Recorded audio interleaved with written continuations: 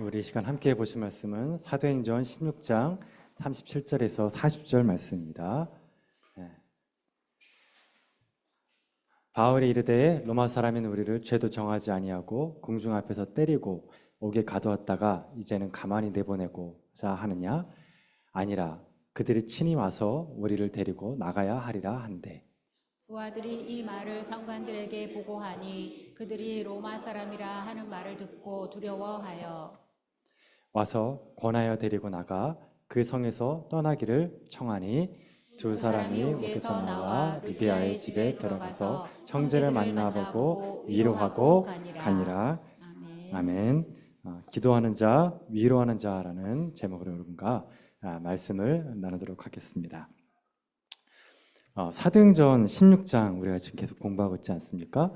사도행전 16장을 한마디로 요약하면은 새 술은 새 부대에 넣어라 라는 말로 요약할 수 있을 것 같습니다. 그러면 내용물이 바뀌면 그 내용물을 가두는 그릇도 바뀌게 된다라는 뜻인데, 그럼 여러분 우리 16장을 한번 쭉 훑어보면 새 술은 뭘까요, 여러분? 16장의 새 술은 그거는 유럽 전도 여행, 그렇죠? 2차 유럽 전도 여행이겠죠. 그러면 새 부대는 뭘까요? 새 부대는 사람입니다. 그러니까 사역과 사람이죠. 그러니까 성경을 보면은 이 두 가지가 항상 같이 갑니다. 사역이 바뀌면 사람도 바뀌는 거예요. 하나님의 이끄심이, 새로운 이끄심이 있으면 또 분위기가 바뀐다, 그 얘기입니다. 그렇다면 여러분, 바울은 어떻게 바뀌었습니까? 바울이 바뀌었을 때는 영적으로 바뀌었습니다. 그 영적인 게 어떻게 바뀌었냐? 수동적인 사람으로 바뀌었다는 겁니다. 자, 여기서 우리가 포인트를 잡아야 되는데, 수동적이 됐다는 것은 성격이나 기질이 바뀌었다는 것을 의미하는 것이 아닙니다. 그러니까 영적으로 수동적인 사람이 됐다는 것은 성격과 기질과 관계가 있기도 하지만 결정적인, 그러니까 반드시 그래야 될 건 아니라는 거예요. 예를 들어서 사람 기질과 성격 중에서 순종적인 사람이 있어요. 다른 사람이, 그러니까 자기는 리더를 하기 싫어하는 사람이 있어요. 그냥 나는 시키는 대로 하는 게 나아, 그게 속 편해, 이런 사람이 있단 말이에요. 그건 수동적이잖아요. 그러면 그 사람이 영적으로 수동적인 건가? 아니라는 거예요. 그런 기질이 아니에요. 또 그러면 어떤 사람, 하나님이 리더십이 강해가지고 진취적인 사람이 있잖아요. 하나님이 그런 사람을 좋아하실까? 좋아한다고요. 그러면 그 사람은 영적으로 수동적인 사람일까? 그건 또 딴 문제예요. 또 까칠한 사람, 하나님 까칠한 사람 좋아하실까요? 하나님 까칠한 사람 좋아하세요. 따지는 사람 좋아하세요. 도마 있잖아요, 도마. 까칠하단 말이에요. 엄청 까칠해요. 눈에 보이고 그 교회에 가면 꼭 그런 분들이 계세요. 무조건 확인을 해야 돼요. 숫자 하나 틀리면 가만두지 않은 분들이 있어요. 근데 그런 분이 필요하니까 안 필요합니까? 다 끄떡하잖아요. 그렇게 계셔야 돼요. 그래야 교회가 숫자 틀린 것 때문에 시험 받지 않거든요. 그러니까 까칠한 분도 필요하고, 그다음 부드러운 사람도 필요하지 않겠습니까? 좋은 게 좋다고 다 덮어주는 사람. 근데 이런 분들만 모이면 교회가 어떻게 될까요? 또 안 돼요. 이게 또 문제가 생겨요. 그러니까 성격과 기질은 영적인 수동태와 그렇게 밀접한 관계가 있는 것이 아니다. 그러니까 영적으로 성장했다는 뜻은 성격과 기질과는 또 다른 차원의 문제라는 겁니다. 그러면 영적으로 수동적이라는 것은 또 어떤 뜻이냐? 한마디로 정의하면 이런 겁니다. 성령님의 음성에 민감하게 반응하는 사람이다. 자, 다시요. 성장해야 되잖아요. 새 술은 새 부대에 넣어야 되잖아요. 그러니까 사도 바울이 하나님이 2차 전도 여행으로 새 사역을 허락해 주셨으니까 이제 거기에 맞게 사도 바울이 바뀌어야 되잖아요. 근데 더 어떤 사람 바뀌었다고요? 수동적인 사람.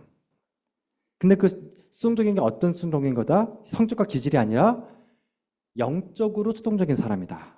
됐죠? 그러면 영적으로 수동적인 사람이라는 게 뭐라고요? 성령님의 음성에 더 민감하게 반응하는 사람이다. 그 뜻이에요. 그러니까 여러분이 내가 신앙이 성숙하고 있다, 성장하고 있다, 이걸 어떻게 확인할 수 있다고요? 성령님의 내가 지금 더 민감하게 반응하고 있는가. 그 민감성과 그 예민함이 영적 성장의 기준점이 될 수 있다, 사인이 될 수 있다는 겁니다. 자, 우리가 유럽 선교를 가기 전에 모습과 사도 바울의 그 후의 모습이 바뀌는데, 사도 바울이 유럽 선교에서 빌립보 성에서 경험했을 때 계획이 없었던 일들이 막 일어나요. 계획이 없었던 일. 자, 계획이 없었던 일이 막 일어났다는 거는 능동적인 겁니까? 수동적인 겁니까? 수동적인 거죠. 그럼 계획대로 되는 건요? 능동적인 거죠. 근데 여러분 유럽 선교를 가자마자 유럽 선교 전에 아시아 선교 때 계획대로 됐어요? 안 됐어요? 안 됐잖아요. 예. 그러고 나서 유럽 선교 갔을 때부터 어떤 일이 벌어졌다고요? 우연찮은 일들이 벌어진 거예요. 그 우연찮은 일들이 뭐예요? 루디아가 만나서 루디아의 집이 빌립보 교회가 됐고, 또 귀신 들린 여자를 치료해 준 거, 그 다음에 감옥에 갇혀가지고 간수로 복음한 거 있죠. 여러분, 이게 사도 바울이 내가 귀신 쫓아줘야지, 루디아 집에서 내가 빌립보 교회 세워야지, 감옥 들어가지 계획했습니까? 안 했습니까? 안 했다니까요. 그냥 우연찮게 일어났다. 그 우연이라는 거, 우연. 그래서 제가 좋아하는 말이 뭐냐면은, 여러분들 이 말이 많이 들어봤을 텐데 한번 묵상해 보십시오. 믿는 자에겐 뭐가 없습니까? 우연이 없어요. 믿는 자에겐 우연이 없어요. 이게 여러분 신학적으로 가면 어려운 말로 뭐냐면은 예정과 섭리라고 불러요. 예. 그러니까 하나님의 예정과 섭리를 쉬운 말로 표현하면 믿는 자에겐 뭐가 없다? 우연이 없다는 거예요. 왜요? 하나님이 이끄시기 때문에 그래요. 하나님의 계획에 따라, 선하신 계획에 따라 이끄시는 거예요. 근데 그거는 내가 계획한 거예요? 안 한 거예요? 안 했다니까요. 이걸 어떻게 하냐면 내가 신앙에 성장할수록 이걸 알게 돼요. 그전엔 몰라요, 여러분. 이게 뭔 말인지. 그래서 여러분, 이게 예정과 섭리는 개념이 아니에요. 그러니까 이게 논리로 따지면요 정말 안 돼요. 이건 책에 나오는 게 아니에요. 뭐다? 내가 하나님과의 깊은 교제를 통해서 내 삶 속에서 경험되는 거예요. 그래서 여러분, 섭리라는 건, 예정과 섭리는 언제 하냐면 지나보면 알아요. 뭐라고요? 예, 지나보면 알아요. 내가 하나님의 예정과 섭리 안에 있을 때는 잘 몰라요. 답답해요, 그냥. 근데 다 열차가 지나간 다음에 알아요. 아, 이게 그 뜻이었구나. 이것도 역시 우연이 아니었구나. 루디아 만나고 귀신 쫓아내고 감옥에 들어간 것도 사건이 끝난 다음에 알았다는 거죠. 이게 하나님이 어떤 뜻이었는지를 이거라는 겁니다. 자, 그런데 여러분, 이 세 가지 우연찮게 일어났던 그 세 가지의 공통점이 하나 있습니다. 공통점. 한 말씀을 한번 찾아볼게요. 그 예정과 섭리가, 자, 아까 그랬어요. 요거 포인트 잡으세요. 자, 내가 신앙이 성장한다는 것은 뭐를 의미한다고요? 성령님이 이끄심에 예민해지는 거죠. 그러면 성령님의 이끄심이 그 예민해지는 것은 수동적인 거죠. 근데 우리가 능동적으로 해야 될 일이 있어요. 수동적일수록 능동적으로 해야 될 일이 있어요. 그게 뭐냐면 13, 16, 25절이에요. 한번 찾아볼게요. 13절부터. 자, 13절부터 같이 한번 읽어보겠습니다. 이 세 가지 말씀을 읽을 때 여러분의 공통점을 찾아보세요. 13절 읽겠습니다. 시작. 안식일에 우리가 기도할 곳이 있을까 하여 문밖 강가에 나가 거기 앉아서 모인 여자들에게 말하는데, 16절입니다. 시작. 우리가 기도하는 곳에 가다가 점치는 귀신 들린 여정 하나를 만나니 점으로 그 주인들에게 큰 이익을 주는 자라. 자, 25절입니다. 시작. 한밤중에 바울과 실레가 기도하고 하나님을 찬송하며 죄수들이 듣더라. 자, 공통점이 뭡니까? 기도죠. 근데 첫 번째 기도는 뭐죠? 기도할 곳을 찾다가. 자, 기도할 곳을 찾다가 누굴 만나요? 루디아. 그 다음 두 번째는요, 기도할 곳을 찾았죠. 그쵸? 그 다음부터 뭐 습관에 따라 기도하는 곳에 갇혀. 예수님처럼 감난산에 갔던 것처럼 간 거예요. 그러다가 뭘 만나요? 귀신 들린 여종. 그 다음 마지막 25절에 어때요? 기도할 곳을 못 갔죠. 감옥에서 기도했다는 거예요. 자, 그러니까 우리에게는 능동적으로 한 것과 수동적으로 된 게 있어요. 그렇죠? 능동적으로 한 건 뭐죠? 기도. 수동적으로 된 건 뭐죠? 기도했더니 일어나는 일. 그렇죠? 그러니까 내가 신앙 안에서 성장한다는 건 그러니까 내가 신앙 안에 성장한다는 건 두 가지 사인이 있다. 능동태와 수동태가 있다. 그렇죠?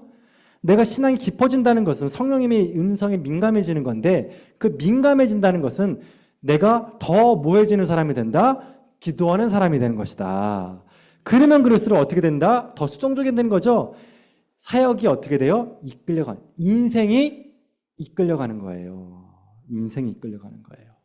그러니까 내가 더 기도하면 기도할수록 하나님의 섭리와 예정 가운데 더 깊이 들어가는 거겠죠. 예, 그래서 이걸 정의하면 이렇게 되는 겁니다. 기도가 앞설 때 모든 것이 뒤따른다. 다시 뭐라고요? 기도가 앞설 때 모든 것이 뒤따른다. 기도가 앞서는 거예요. 그러면 모든 것들이 다 뒤따라온다. 그 모든 것들은 나를 향한 하나님의 예정과 섭리예요. 하나님의 좋으신 그 모든 것이 다 뒤따라 온다는 겁니다. 그래서 여러분, 기도의 목적은 내가 어디 있든 간에 주님과 깊은 마음의 교제를 나누는 거예요. 그래서 기도를 여러분 기능주의라고 하면 안 돼요. 여러분 헷갈리면 안 되는 게 뭐냐면 기도를 그럼 많이 하라 그랬으니까 그럼 앉으나 서나 기도 제목 가지고 기도해야겠다. 그런 기도 기능주의가 아니에요. 제가 말하는 이 기도는 뭐냐면 관계적 기도예요. 뭐냐면 주님과 생각과 마음을 나누는 거예요. 자, 뭘 나누라고요? 생각과 마음을 나누는 거예요. 여러분이 자꾸 주님한테 내 생각을 얘기하세요. 또 내 감정을 얘기하세요. 그러면 주님도 여러분에게 뭘 얘기해 주실까요? 여러분에게 하나님의 생각과 하나님의 마음을 알려주겠죠. 그래서 생각과 마음을 나누는 것이 보다 교제인 거예요. 그러니까 말하는 이 기도는 기능적 차원이 아니라 관계적 기도다라는 거예요. 자, 이렇게 결과보다 앞서는 것이 기도라 그랬잖아요. 이게 어디에 있으면 우리 지금 올림픽 보고 있잖아요. 근데 올림픽 볼 때 여러분 제일 마음이 편한 종목이 뭡니까, 여러분? 양궁이죠. 예, 이구동성 양궁이죠. 다른 나라 사람이 쏠 때는요, 아슬아슬합니다. 아슬아슬합니다. 근데 그래요. 예, 근데 우리나라 쏠 때 어때? 마음이 졸여요, 안 졸여요? 안 졸여요. 어차피 텐이에요, 우리는. 딱 맞춰요. 근데 텐인데 더 가운데 텐이에요. 거기가 높은 텐이더라고요. 그래가지고 그 중국 사람이 텐이었어요. 근데 우리가 이겼어요. 더 원안에 있는 텐이었거든요. 야, 그래서 참 진짜 양궁은 우리가 뭐들 보냐면 믿음으로 본다니까요. 진짜 이게 그러니까 결과를 우리는 알아요. 어차피 이길 거라는 걸. 그래서 전 세계 이제 우리나라 양궁의 댓글이 참 재밌는 댓글이 있었는데 뭐냐면 이 양궁에 대한 정의예요. 전 세계에서 가장 강한 팀이 은메달을 따려고 4년마다 모이는 한국의 전통 무술. 예.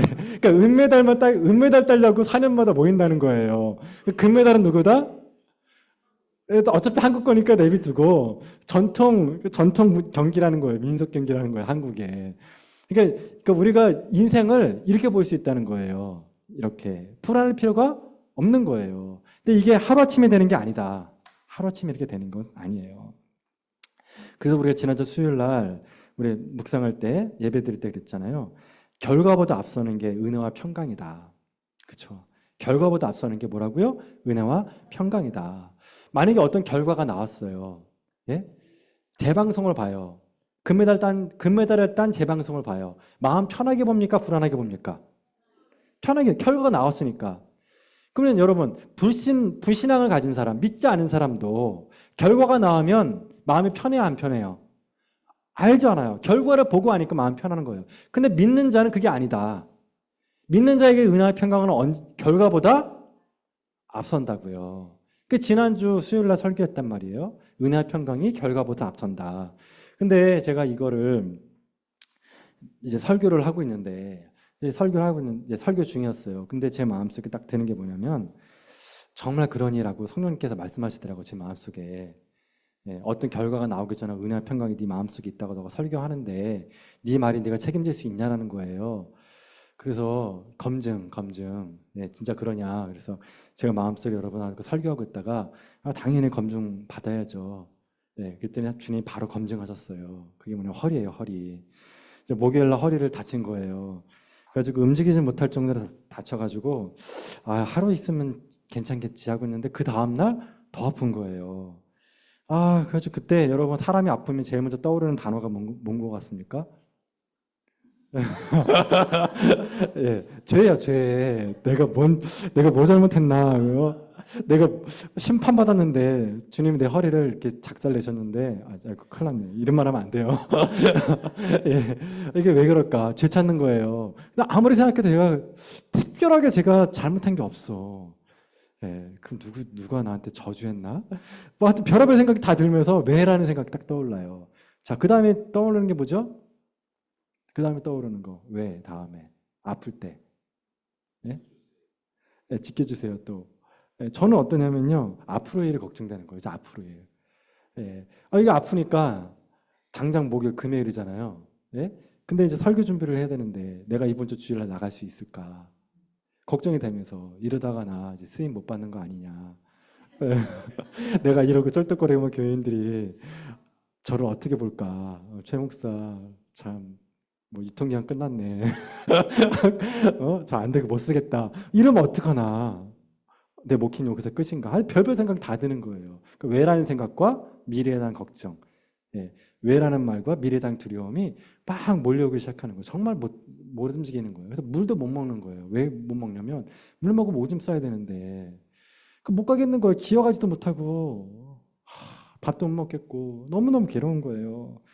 아주 그런 생활을 너무너무 가슴이 아파가지고 막 그러고 있다가 이제 결국은 이제 병원에 갔는데 그래서 병원에 갔더니 이제 더 하는 거예요. 그래서 병원에 가가지고 이제 의사가 딱 찍어보더니 더 안 좋대요. 상태가 너무너무 안 좋대요. 자 여러분 그때 여러분 우리가 해야 될 게 뭘까요? 이런 상황에서 예? 이런 상황에서 여러분 왜라는 생각 있죠. 아플 때 예. 자 제가 어떤 설교했었다고요? 은혜와 평강이 뭐보다 앞선다? 결과보다 앞선다. 그 제가 설교를 해놨잖아요. 근데 여러분들이 다 또 최 목사님도 좋은 소리 한다. 뭐 이렇게 나갈 수 있잖아요. 근데 제가 앞에 그러고 있잖아요, 지금. 예. 그러니까 저는 지금 증인이에요, 증인. 이 설교의 증인이에요. 예. 그러니까 결과, 의사 만나기 전에 내 마음의 상태, 과연 내가 이번 주에 교회 나갈 수 있을까에 대한 부분 있잖아요. 그때 제 마음속에 들었던 건 지금 검증받고 있다. 그리고 또 하나, 내 안에 지금 은혜와 평강이 있는가? 자, 은혜와 평강은 지금 어디서부터 와야 돼요? 하늘로부터. 그렇죠? 그럼 제가 뭘 해야 돼요? 기도해야죠. 근데 여러분, 예상치 못한 일이 벌어지면 기도줄을 잡으세요. 다시. 예상치 못한 일이 왔어요. 그럼 뭐 잡으라고요? 기도줄 잡으세요. 걱정줄 잡았다. 어떻게 될까요?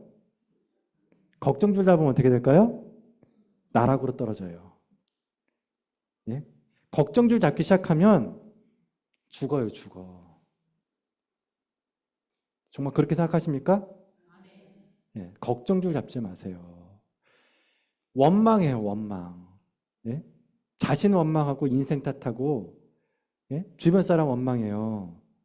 미래에 대한 걱정 근심 때문에 계속 한숨 나와요. 제가 병원에 있을 때 제 옆에서 허리 아픈 분 있는데 계속 욕해요. 쌍욕을 하는데 못 들어주겠다고요. 못 들어줄 정도예요. 아프니까 그런 거예요. 아프면 다 욕하고 화내요. 자, 우리 뭐 잡아야 돼요? 기도줄 잡아야 돼요. 안 그러면 어떻게 죽는다니까요. 기도줄을 잡아야 돼요. 주님, 기도줄 잡는 거예요. 우리가 좌절하지 않으려면 기도줄을 잡아야 돼요. 하늘을 여셔서 주님, 하늘이 주시는 힘으로 살아가겠습니다. 잡는 거예요. 수실 들어갔습니다. 이제 시술실에 들어간 거예요. 쩔뚝거리면서 들어갔어요. 그때는 저보러 개구리 자세로 안 누우래요. 개구리 자세. 개구리 자세 이렇게 누워 있는데 이제 주사를 놔야겠대요. 주사를 놔야 되는데 그거 한번 맞아봐가지고 되게 아파요 그거. 예, 허리 그거. 그랬더니 이제 그걸 논대요. 노는데 여러 군데를 놓겠대. 근데 저한테 그러는 거예요. 이제 아프니까 진창 프라에 바늘이 들어간대. 그래서 창피해 죽겠어요. 엉덩이 까고 이제 주사를 놔야 되는데 개구리 자세로. 그래서 여기 간호사가 그러는 거예요. 긴장 풀어야 되니까 인형을 주더라고요. 그 포칭포칭한 인형. 그걸 만지면 마음이 풀어진대. 근데 그걸 만지는데 풀려 진짜. 그 엉덩이 그 힘줬던 게 풀리는 거예요. 그래서 야 이게 참 대단하다. 근데 그때 딱 드는 생각이 야 나 지금 이걸로 풀면 되겠냐? 관략가는 이걸로 풀면 되겠냐? 그 생각이 들면서 어떤 마음이 들었냐면 내가 지금 뭘 묵상해야 될까? 뭘 묵상해야 될까? 이때 이제 묵상했던 게 뭐냐면 십자가였어요. 내가 지금 요거 걱정 근심인데 아플 거 생각하는데 몸에 아주 이빠이 힘들어가는데 주님은 십자가 질 때, 날 위해 죽으실 때 얼마나 긴장하셨을까? 이거하고는 게임이 안 될 텐데 날 위해 죽으신 주님을 묵상하자. 그러면 묵상하는데 막 눈물이 나는 거야. 예, 십자가 묵상하는데 눈물이 나는 거예요. 막. 그래서 막 눈물이 나면서 그 인형을 놔뒀어. 딴 데다가. 내가 잡을 건 인형이 아니야. 십자가야. 그러면서 두 손 딱 잡고 찔리면 찔리리다 그런 마음으로 찌르서서 주의 종이 찔리겠나이다 그러면서 십자가 묵상하면서 주님의 아픔을 이렇게 잠시나마 여러분 십자가의 그 쇠못을 받는 거에 비하면 아유 아무것도 아니지 않습니까? 그런 감사가 되는 거예요. 감사가. 그러면서 이제 그때부터 제 마음속에 계속해서 마음에 찬양이 있었어요. 그 찬양이 뭐냐면 그거예요. 이거에 내가 이제 의사도 그랬어요. 그 최 목사님 이번 주에 못 갈 수도 있다. 예? 통증이 있으면 못 올 수 있다. 바로 와야 된다. 그러면 그랬거든요. 왜냐면 이거 빨대 같은 걸 꽂아가지고 지금 염증을 빼야 된대요. 그래서 나 설교해야 되니까 좀 빨리 좀 해달라고 지금 온 거예요. 지금 제가. 그럼 전 지금 이번 주 어떻게 될지도 몰라요. 또 실려갈지도 몰라. 근데 제 마음속에 미래에 대한 두려움이 있잖아요. 근데 제 마음속엔 찬양이 있어요, 여러분. 어떤 찬양이면 내일 일은 나 몰라요. 하루하루 살아요. 이게 여러분 왜 리플레이 됐는지 계속 나오는 거예요. 내일은 나 몰라요. 하루하루 살. 그냥 하루하루 살 뿐이에요. 그냥 하루하루 살. 주님이 알아서 하십시오. 나는 그냥 오늘 내가 기도를 잡고 주님하고 아프면 아프다고 말씀드리고 걱정 근심되면 더 찬양하고 기도하겠나이다. 아버지여 날 부르사 평탄한 길 주옵소서. 계속 그냥 그런 찬양을 하면서 마음이 무너질 때마다 그 찬양과 기도를 하는 거예요.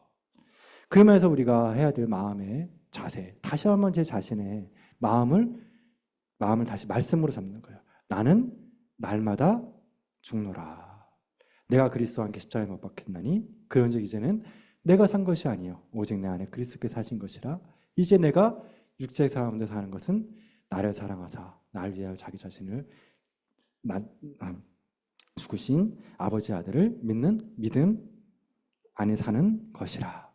그러니까 내가 지금 사는 것은 나는 내일 일도 모르고 그냥 지금 내가 할 일은 나는 오늘 십자가와 함께 죽고 사는 거다. 이 마음으로 다시 제 마음을 리셋하면서 오늘 제가 이렇게 강단상에 쓰게 된 겁니다. 그래서 여러분 내 생각과 감정과 계획, 의지가 다 내려놔지는 거. 다시 뭐라고요? 내 생각, 감정, 계획 이런 것들이 다 내려놔지는 거예요. 그리고 내가 오늘 주와 함께 죽고 살아가는 거 매 순간마다. 그렇게 되면 어떻게 되냐? 주님께서 예비하신 하늘문을 여시고 은혜와 평강이 내 안에 어떻게 돼요? 임한다. 이거는 그래서 선물이에요. 선물. 죽은 자에게 주시는 하나님의 선물이다. 그렇기 때문에 여러분 기도할 때 어떻게 기도해야 돼요? 걱정 근심으로 기도해야 돼요? 아니에요.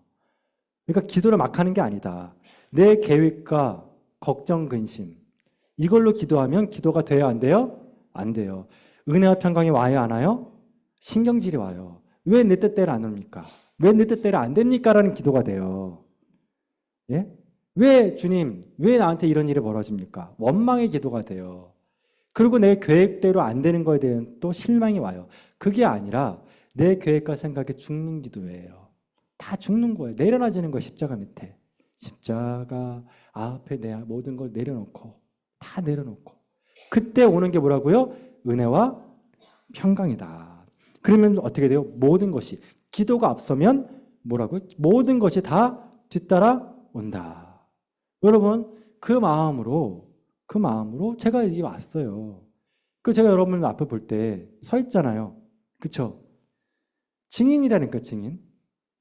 그러니까 제가 지금 없는 말 하는 겁니까? 있는 말 하는 겁니까? 있는 말이라니까요. 그러니까 제가 지금 제 자랑하려는 게 아니라 뭘 자랑하고 싶은가는 예수님 자랑하는 거예요. 진리가 살아있다. 여러분 그거에 초점을 맞추세요. 진리가 살아있어요. 주의 말씀은 살아있다. 그렇게 하면 된다는 거예요. 정말 그렇다는 거예요. 기도가 앞서면 모든 것이 뒤따라온다. 은혜와 평강이 결과보다 앞선다. 이거를 주님이 저를 통해 여러분에게 지금 보여주고 있어요. 믿으시기를 축원합니다. 자, 바울과 바나바가 그리스도의 남은 육체의 고난을 자기 육체에 채우면서 기도하고 있을 때 그때 간수가 오죠. 간수가 이제 도망도 안 갔으니까 간수가 딱 엎드립니다. 딱 엎드리면서 뭐라고 합니까? 선생이요, 내가 어떻게 하여 구원을 받겠습니까? 그랬어요. 그렇죠? 여기서 여기 선생이 누구냐면은 큐리오예요. 큐리오. 여러분, 큐리오가 헬라어로 큐리오가 뭐죠? 주님이에요. 주님. 이 큐리오는 인간이 인간에게 할 수 있는 최고의 극존칭이에요. 우리라면 폐하예요. 폐하. 폐하 엎드리잖아요. 이게 큐리오예요. 큐리오. 그러니까 그 간수가 바울과 바나에게 큐리오라고 얘기하는 거예요. 그는 뭐라 그래요? 어떻게 하여 내가 구원을 받을 수 있겠습니까? 그랬어요. 근데 여기서 구원이 소저거든요. 근데 사도 바울은 뭐라 그럽니까? 주 예수를 믿으라, 그리하면 너와 내 가정이 구원 얻으리라. 거기서도 구원이죠. 그러니까 구원이라는 단어가 지금 2번 나오죠. 간수가 말했던 구원도 소조, 근데 사도 바울이 말했던 구원도 소조예요. 그런데 여러분, 이 구원이 같은 구원이 아니에요. 헬라인이 생각하는 구원이 있어요. 그게 뭐냐면 한 4가지 정도인데, 첫 번째, 어떤 도시가 있는데 적군들이 찾으러 와서 그 도시를 가져갔어요. 예, 그러면 그 도시를 이제 어떻게 해야 됩니까? 다시 해방해야 되겠죠. 이걸 뭐라 하면 정치적인 해방으로서의 구원이에요. 그러니까 나라를 다시 찾는다. 해방이죠. 이게 정치적 의미의 구원이에요. 2번째는 뭐냐면 몸이 나은 것들 있죠. 이걸 구원이라고 보는 거예요. 예. 그리고 어디에 하여튼 죽음의 위기에 갔는데 다시 목숨이 보존됐다 그러면 구원받았다 그러는 거예요. 그래서 이건 몸의 구원이라 그래요. 3번째는 철학적 구원이에요. 헬라인들이 생각할 때. 그러니까 제가 지금 얘기하는 거는 이 간수가 생각하는 구원의 개념인 거예요. 예. 3번째 구원은 철학적 구원이에요. 철학적 구원에 헬라인들은 어떻게 생각하냐면 몸은 영혼의 감옥이라고 생각했던 사람들이 있어요. 그래서 몸이 죽으면 영혼이 자유로워진다. 그래서 몸에서 영혼이 벗어나는 것을 구원이라고 생각하는 사람도 있고, 또는 이성이라고 보는 사람도 있어요. 그래서 감정이 이성의 통제를 받아서 균형을 이뤄가지고 중용에 이르는 것들, 이걸 이제 구원이라고 보는 거예요. 그러니까 이거 철학적 구원이에요. 또 어떤 사람도 있었냐면은 미래가 걱정되잖아요. 그러니까 나는 누구인가? 헬라 사람들이 제일 고민하는 게 그거예요. 난 누군가? 후에마예요. 이 철학적 고민이잖아요. 근데 나 앞으로 어떻게 살 거예요? 삶의 의미와 목적이겠죠. 이게 알렉산더 대왕 있잖아요. 알렉산더 대왕이 했던 고민이었어요. 알렉산더 대왕이 이집트에 가죠. 이집트를 먹죠. 예, 그때 신전에 갑니다. 그 신탁을 받아요. 나는 누구냐? 나는 어떻게 살아야 되냐 물어봐요. 그랬더니 거기서 뭐래요? 알렉산더 대왕을 너는 제우스의 아들이라고 얘기해줘요. 그래서 알렉산더 대왕이 그때부터 자기를 신의 아들이라는 생각을 가져요. 그리고 세계 정복을 더 적극적으로 하게 된다는 겁니다. 이것도 어떻게 보면 철학적인 구원이에요. 그런데 이런 철학적인 구원, 자 그러면 이 3가지, 정치적인 구원, 그렇죠? 몸의 구원, 정치적인 구원, 몸의 구원, 철학적 구원이죠. 3가지죠. 그럼 이 간수가 했던 내가 어떻게 하면 구원을 받을 수 있습니까? 이 말은 어떤 구원에 해당하는 거야? 1, 2, 3번 중에서 철학적인 걸까요? 몸일까요? 아니면은 정치적인 거 몸일까요? 철학일까요? 예, 몸의 구원은 이미 받았습니다. 왜냐면은 자기가 살았거든요. 만약에 바울이 도망가잖아요. 그럼 누가 죽을까요? 간수가 죽어요. 그게 법이에요. 예, 맡긴 자가 간수가 못 지키면 죄를 못 지키면 간수가 죽어요. 근데 어떻게 죽냐면은 고문받다가 죽어요. 너가 뇌물 받아서 풀어줬지라고요. 그런데 이 간수는 어떤 간수냐면은 제대 군인이에요. 로마 군이었다가 제대한 사람을 간수시키거든요. 근데 자기가 그렇게 죽으면 명예가 실추되죠. 근데 군인한테 목숨보다 소중한 게 명예거든요. 그렇기 때문에 자살하려고 했던 이유가 거기에 있었어요. 어차피 내가 죄수들이 다 떠났을 때, 죄수들이 떠난다면 난 어차피 고문받아서 죽는다. 그럼 내 명예를 지키려면 어떻게 하는 게 낫다? 자살하는 게 낫다. 만약 자살해서 죽으면은 어떻게 되면 타살로 죽겠죠. 아, 죄인들이 얘 죽이고 도망갔구나. 명예를 지킬 수 있다는 거죠. 그래서 자살하려고 했다는 거예요. 그러니까 몸의 구원은 아니죠. 자, 그러면 어떤 구원일까요? 철학적 구원에 가까운 거예요. 그런데 철학적 구원 얘기했을 때 사도 바울은 어떤 얘기를 했죠? 뭐냐면 관계적 구원을 얘기해줘요. 뭐라 그랬는지 한번 말씀 볼까요? 주 예수를 믿으라. 그러면 어떻게 된다고요? 그렇죠. 철학적 개념적인 걸 얘기했는데 사도 바울은 누굴 얘기했다고요? 예수님을 얘기했다고요. 개념을 얘기했는데 예수님을 얘기한 거예요. 이게 빌립하고 예수님을 죽였던 그 총리 있죠. 예? 빌라도와 예수님의 대화에도 크게 나오죠. 그쵸? 빌라도가 뭐라고 해요? 진리가 무엇이냐? 개념적으로 얘기했죠. 그때 예수님 뭐라 그래요? 아무 말도 안 하죠. 왜죠? 예수님이 진리니까. 그렇죠. 그러니까 이 헬라인의 사고방식은 모든 걸 개념화시킨다는 거죠. 근데 기독교인의 구원은 뭐죠? 예수님. 유부남과 유부녀의 정의가 뭡니까, 여러분? 유부남과 유부녀. 책을 많이 읽으면 유부남과 유부녀가 됩니까? 다 잘 생각해 보세요. 책을 많이 읽으면 유부남과 유부녀가 됩니까? 그러면 유부남과 유부녀가 될 수 있는 방법은 뭐죠? 그쵸. 만나서 결혼해야 되잖아요. 그게 구원이에요. 그게 예수님이 누군가에 대한 책을 겁나게 읽어도 구원받은 게 아니에요. 예수님에 관한 지식을 많이 안다고 해서 유부남, 유부녀가 되는 게 아닌 것처럼 어떻게 해야 돼요? 주님과 만나야 돼요. 그 만남이 뭐냐면 영접이다고요. 어떻게 영접해요? 믿음으로. 믿음이 영접이죠. 그래서 사도 바울이 그 집에 가서 예수님이 누군지에 대한 설명을 해요. 그랬더니 그들이 믿음으로 영접을 하죠. 그러면 영접하는 자에게 어떻게 돼요? 예수님이 그 안에 들어가셔서 그와 더불어 먹고 마신다 그랬단 말이에요. 이제 그 간수와 예수님이 영적인 교제를 시작하게 됐다. 그때 여러분 구원은 개념이 아니다. 뭐다? 만남이라는 거예요. 이렇게 해서 간수가 예수님을 믿겠죠. 그럼 여러분 빌립보 교회 교인들이 늘었어요. 이제 루디아만이 아니라 그 감옥의 간수도 이제 빌립보 교회 교인이 된 겁니다. 자, 이제 결론입니다. 자, 그렇다면 그렇게 해서 이제 나갔죠. 그 다음날 나가서 나는 이제 로마의 시민권이라는 걸 밝힙니다. 그때 놀랐던 사람은 누구냐면 아마 간수였을 거예요. 네, 그때까지 간수에게 자신이 로마 시민이라고 얘기해 줬을까 안 해줬을까요? 안 해줬을 거라고요. 간수도 놀랐어요. 그리고 그 사람한테 얘기해줬던 사람들도 놀래요. 그러면 바울은 왜 이때서야 모든 것이 다 정리되고 끝난 다음에야 이때서야 왜 자신이 로마 시민권자라는 것을 얘기해 줬을까라는 거예요. 그 이유는 뭐냐면 빌립보 교회 때문에 그래요. 왜냐하면 여기서 이제 말씀 보니까 뭐냐면 관리들이 사람을 보내서 내보내라 그랬잖아요. 그랬더니 바울이 뭐라냐면 야 사람이 아니라 담당자 집자고 오라 그래. 담당자 사장 오라 그래. 그 얘기했어요. 사장이 갑니다. 네, 관리들이. 그래서 뭐라 그랬냐면 권면했다 그랬어요. 뭘 부탁한 거예요. 제발 좀 좋게 합시다. 자, 그러면 여기서 사도 바울의 그 권면과 대화를 통해서 빌립보 교회는 어떻게 됐을까요? 유리해졌을까요? 풀려졌을까요? 유리해지는 거겠죠. 왜? 사도 바울이 눈 감아주니까 이 부분을. 그렇죠. 사도 바울이 눈 감아주니까 관리들도 이제 빌립보 교회에 대해서 함부로 대할 수가 없는 거겠죠. 그러니까 시민권을 누굴 위해 썼냐면 사도 바울은 예수 그리스도를 위해 쓴 거라는 거죠. 그러니까 우리는 모든 것을 다 내가 사나 죽으나 먹든지 마든지 내가 준 모든 것들을 뭐를 위해서 한다? 하나님의 영광을 위해서 하는 겁니다. 이제 말씀을 마무리도 하도록 하겠습니다. 이제 40절 말씀으로 말씀을 마무리하겠습니다. 같이 한번 읽어보겠습니다. 40절 말씀 시작. 두 사람이 옥에서 나와 루디아의 집에 들어가서 형제들을 만나보고 위로하고 가니라. 여러분 누가 누구를 위로했습니까? 바울이 루디아를. 원래는 감옥에 나온 사람이 위로를 합니까? 위로를 받습니까?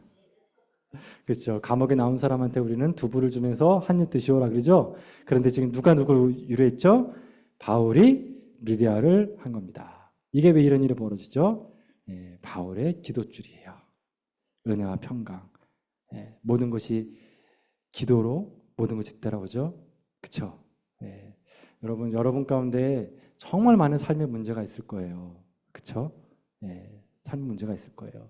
에이, 최 목사님이니까 그럴 수 있겠죠. 아니에요, 여러분. 아니에요. 근데 저는 사실 두려움이 있어요. 어떤 두려움이냐면 여기서 상태가 더 나빠져도 과연 나는 기도주를 계속 잡으면서 여러분한테 이런 말을 할 수 있을 것인가? 이 두려움이 있지만 여러분 괜찮아요, 여러분. 어차피 우리는 어디 가요? 천국 가요. 어차피 우리의 끝은 뭡니까? 무의미가 아니에요. 우리의 끝은 천국이에요. 우리의 끝은 어차피. 그러니까 우리는 어차피 승리하는 사람이에요. 그걸 잡아야 돼요, 여러분. 예. 그러니까 최 목사니까 그러죠. 아니에요, 여러분. 여러분도 할 수 있습니다. 믿으십니까? 예, 여러분 걱정과 근심과 어려움과 어떤 일이 벌어도 쫄지 마시기를 축원합니다. 예, 제가 예배 들어오기 전에 직전에 저희 집사람이 저한테 또 안 좋은 소식을 전했어요. 저희 딸이 팔이 또 부러졌대요. 예, 그래서 뭐 또 예배 끝나고 나서 깁스하러 가야 돼요. 예, 진짜예요. 예, 목사가 설교당 강대성에서 거짓말하면 안 돼요. 예, 그러니까 여러분 제가 지금 나쁜 일이 계속 벌어지죠, 그렇죠? 예, 괜찮다니까요, 여러분. 뭐가 괜찮냐면 기도하죠, 주님. 여기까지만 하시면 안 되겠습니까? 예, 괜찮아요, 그래도 여러분. 예, 다 주님께 맡기는 거. 내일 일은 모르겠어요, 나. 예, 그래도 뭐죠? 내 안에 있는 은혜와 평강, 기도줄, 예, 기도줄. 예, 이거 잡고 가면 된다. 주님이 다 알아서 해준다. 왜? 승리니까. 예, 승리예요. 예. 기도는 어디서만 할 수 있어요? 기도는 어디서만 할 수 있어요? 아무 데서나. 어떤 상황에서나. 다시 기도는 어디서 할 수 있어요? 네, 어디서나. 네, 묻지도 말고 따지지도 마시고 그냥 어디서나 아무 데서나. 네. 그러면 그곳이 그 어디나 아멘. 다 아시잖아요. 네. 병원에서도 하늘나라, 여기서도 하늘나라. 여러분 계시는 최악의 상황에도 하늘나라. 죽음 앞도도 죽음 앞도도. 예수님이 그랬죠. 죽기 직전에 어땠어요? 천국을 데려갔잖아요, 한 명. 혼자 안 가시고 손잡고 갔잖아요. 예, 그게 믿는 자의 힘이에요. 그게 믿는 자의 힘이에요, 여러분. 고난과 역경과 어려움에 묻혀 사는 사람이 아니에요, 우리는. 그렇게 우리 하나님 창조하지 않으셨어요. 저와 여러분 부르시는 분 죽음 앞에서도 손잡고 같이 천국 가는 사람이에요. 옆에 있는 사람 손잡고. 그게 우리 믿는 자의 힘입니다. 이런 힘이 여러분의 삶에 충만하길 축원합니다. 기도하시겠습니다.